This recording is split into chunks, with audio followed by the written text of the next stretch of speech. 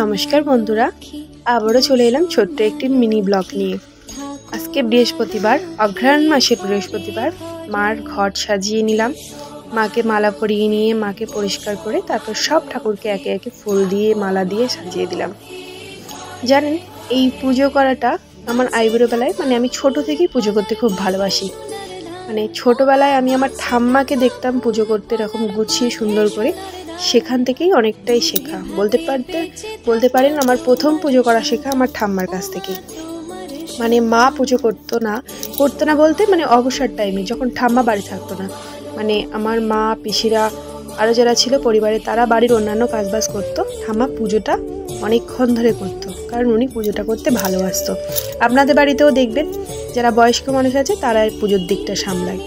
যাই হোক, আজকে পুজোটা ঠাকুরগুলো সাজানো কেমন লাগছে আর আমার গোপু সোনাকে নতুন সোয়েটার পরে কেমন লাগছে কমেন্টে জানাতে ভুলবেন না প্লিজ।